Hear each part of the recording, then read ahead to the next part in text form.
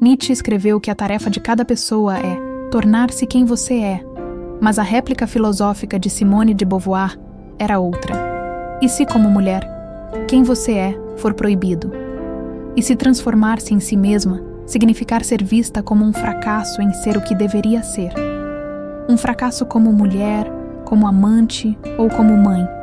E se transformar-se em si mesma fizer de você alvo do ridículo, do despeito ou da vergonha? Essa provocação não é apenas filosófica. Ela é histórica, social e profundamente psicológica. Porque durante séculos, a mulher não foi educada para se tornar quem é, mas para se adaptar ao lugar que lhe foi destinado.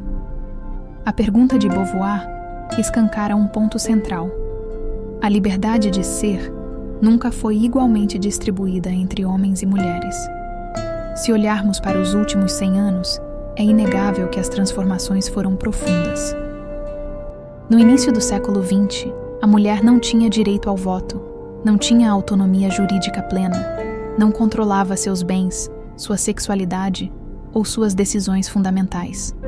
O casamento era para muitas destino inevitável, a maternidade, obrigação moral, o espaço público, majoritariamente masculino.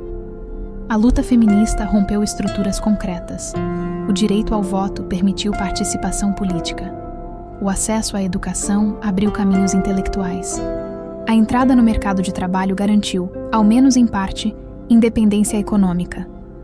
A mulher passou a ocupar espaços antes impensáveis: universidades, cargos de liderança, produção científica, arte, pensamento crítico.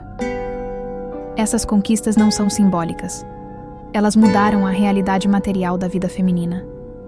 No entanto, junto com essas mudanças, surgiu uma contradição silenciosa.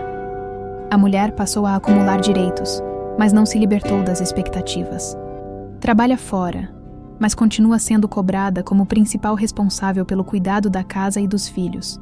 Busca autonomia, mas não pode ser fria demais. Deseja realização pessoal, mas não pode falhar nos papéis tradicionais. A mulher contemporânea vive uma espécie de tensão permanente. Ela pode escolher, mas qualquer escolha é julgada. Se trabalha demais, é ausente. Se prioriza a família, é dependente. Se não quer filhos, é egoísta. Se quer, precisa se anular. A liberdade formal existe, mas a liberdade subjetiva ainda encontra barreiras profundas. É nesse ponto que a pergunta de Beauvoir se conecta diretamente com a história desses últimos 100 anos. Porque não basta poder votar, trabalhar ou estudar, se ser quem se é ainda carrega o risco da exclusão simbólica. Quando uma mulher rompe expectativas, ela não é apenas diferente. Ela é questionada, ridicularizada, deslegitimada. Muitas vezes, por outras mulheres que também foram moldadas por esse mesmo sistema.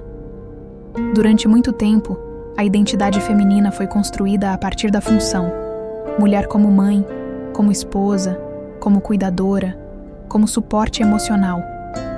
Pouco se perguntou sobre seus desejos, seus limites, sua vocação singular. Tornar-se quem se é, nesse contexto, não é apenas um processo interno, mas um ato quase político. Nietzsche falava de um chamado existencial.